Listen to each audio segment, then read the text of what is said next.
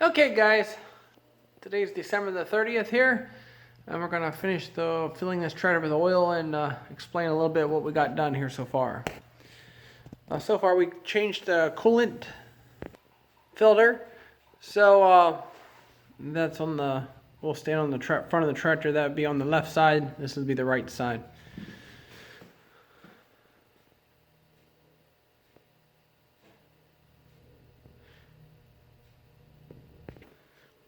We got the hours on there, and we're going to put 1/118 on the filters, so everything's done in the beginning of the year. I know we have a day or so left in this month yet, but it works out pretty good doing it the way this for me. So that has a new fuel filter there. We did not get John Deere filters, we just got all Fleet Guard for the whole thing all the way around. They seem to be pretty good filters. Over here you can see I have a new filter on the coolant, and the engine filter is on. And we did mark the hours on them as well. I want to show you here, when you change the coolant filter, there's a little valve to shut it off so you don't lose a lot of coolant when you take the filter off. So when you're changing the coolant filter, here's the valve, and it's on right now. And now I turned it off. So I'll turn it back on here now since we already changed the filters. I did fill the filter with coolant before I put it back on, just so it don't lower the tractor's levels. And I did fill the engine oil filter up with engine oil before I put it on. Same as the fuel filter. Here's the old coolant filter that had 600 hours on it. That's kind of where they recommend. I do use a 50/50 coolant to refill the tractor back up. We'll run it here after we get the engine oil in it, and then make sure it doesn't need to be topped off again. Okay, I'm going to use a 2.5 gallon jug here, or I guess these are 2 gallon. This is a 2 gallon jug here, so we're going to fill it up here with a pump, and then we'll take it out and pour it in the tractor here. I really try to keep things clean as I'm putting the oil in. Just don't want any extra dirt or anything in the tractor. These motors are not cheap. So let me pump this full here.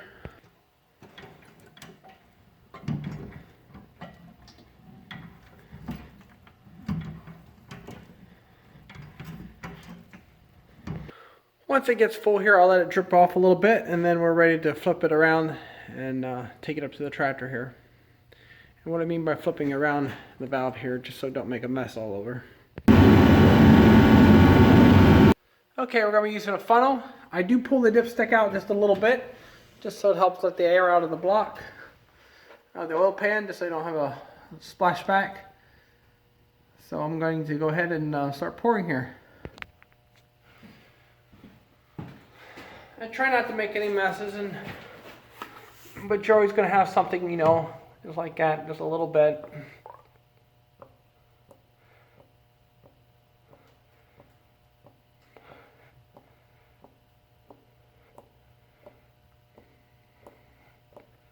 Nice clean oil going in.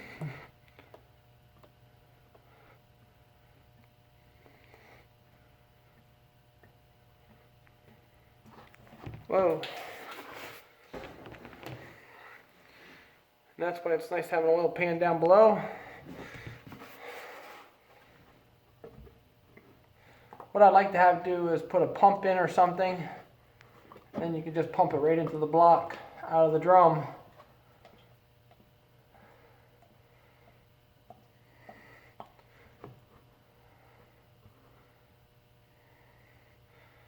Oils are a little thick this morning, or this afternoon.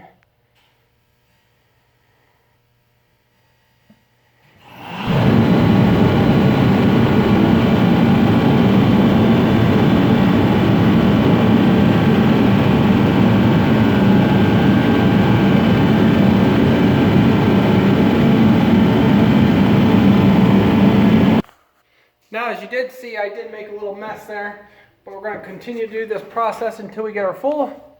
We do not making the mess part.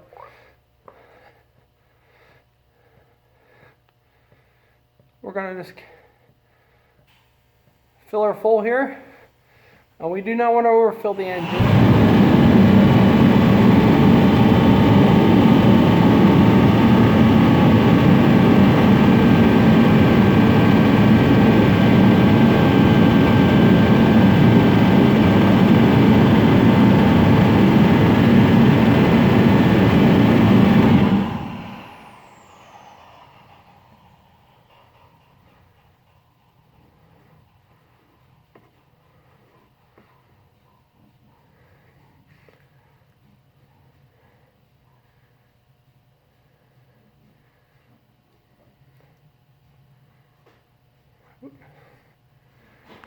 This engine oil is not cheap, so you want to try to get it all into the engine and not spill it, but everybody knows you always have a little accident here and there.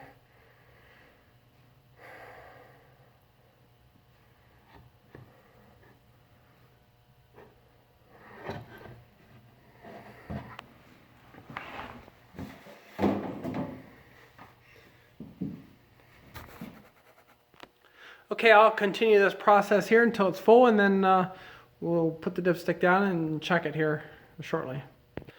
Okay, now we're going to get ready to check the dipstick here and see where we're at.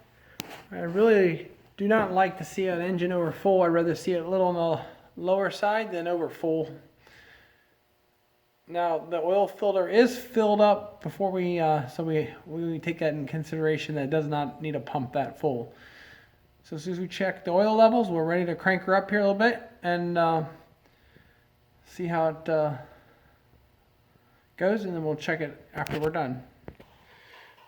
I don't know if you can see it's right at the full mark. Nice clean oil. Now we did make sure the oil plug was in good and tight, and I cleaned it all up along the edge there in the motor so no dirt sticks to it right away. Now we're going to crank her up and check our oil here a little bit. One thing I do is I pull the keys and let them on the seat. And just in case somebody comes in here and wants to start it or move it, you know, they know we're in the midst of changing the oil. So I'm going to go ahead and start it here and let it run a little bit.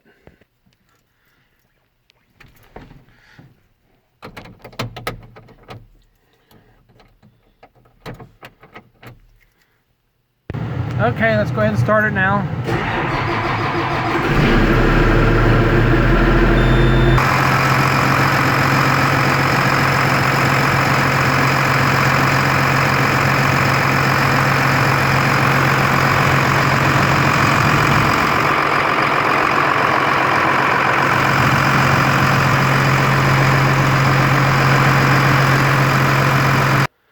Okay, we shut it off here. I've been having a problem here with the fuel pump with these 3 bolts right here. 1, 2, 3 coming loose. And it leaks fuel down there. So I just cleaned it up here again. And we'll run it and see that, but I can't keep those 3 bolts tight. So we'll check the oil here in a little bit. I did open the door so we have a lot of ventilation. And so I'm going to check the oil, and then that process will be done, and then we'll go get started on air filters, and we want to work on the lights here a little bit. And then we'll check to see our levels are full here for coolant and stuff like that.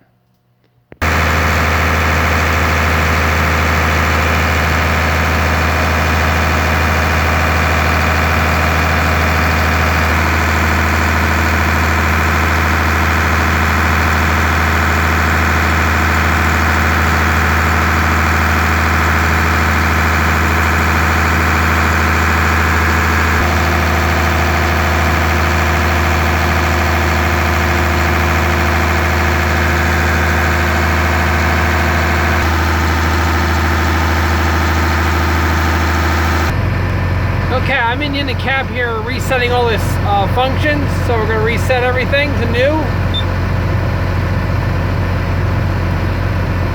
Some new coolant filter. Hit next. Coolant flush, they're going to recommend here. So we're going to hit next. Engine oil, we're going to hit new.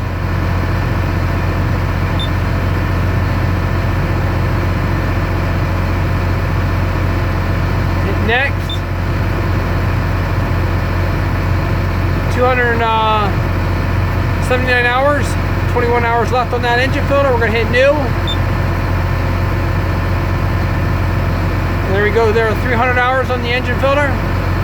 Hit next. Fuel filter.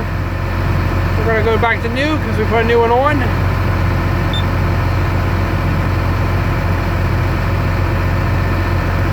Next. Transfill oil filter, we're gonna hit new.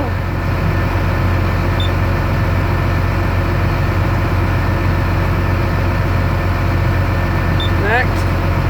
And we're all done.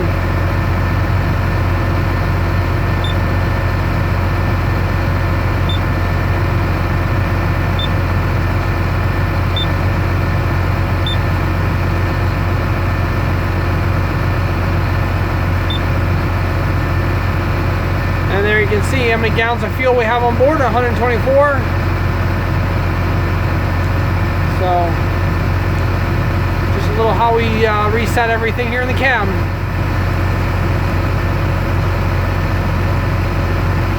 Okay, I did tighten the bolts up here. It looks like the oil or the fuel leak stopped. One thing that does happen as the engine warms up, it expands the seals. So when it's cold, it seems like it leaks, but seems to me like it needs a new gasket. I tried to find a gasket for it in there, and they want to sell me a whole new pump. So it's $600 plus, I guess, roughly. So if I can keep it from leaking, I'm happy. We're going to check the oil here in a minute, and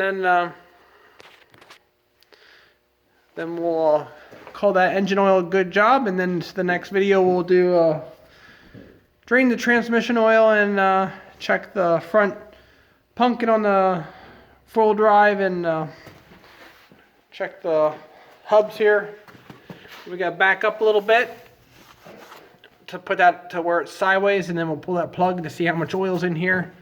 I know some guys said about making sure you change oil in there, but again, this tractor doesn't have that many hours on it. Alright, so I'm going to pull a dipstick here and wipe it off, and I'll put it in one more time. It's going to be a little on the light side, but I'd rather be on the light side than the full side. So it's about right there. Full's right there. Ideally, I like it right in here somewhere. I don't want it up in here. So it's right there. There's the low. When it's right there, it's going to take 4 quarts. So I'm going to put 2 quart in the engine here, and it should get me about right there, and I'm happy. And then I'll check it. But the oil is nice and clean. When I drain it, I let it drain for about an hour or so. It's about right there. It can go right there to full. And then again, you don't want to overfill it. So I hope you enjoyed this, just changing the oil, and I could have put a little bit more into it, but I didn't. We'll go to the next process in the next video. Okay guys, I hope you enjoyed this one on changing the engine oil, the filters, writing the hours down, and resetting all the warning lights in the cab there for your oils and stuff like that. Next, we'll move on to the next project here on this tractor in the next video. I hope you enjoy this. That's going to be part 3 on the MX255 getting a service. There's 1 and 2. You just look them up here on December the 29th. As always, comment, rate, and subscribe, and don't forget to check out our clothing line. There's some shirts in there under ELM Custom Harvesting and the Farming Life, and more stuff to come. So if you guys are having trouble or anything, leave a comment. Let me know what you're dealing with, and then I can try to fix that. Talk to you later.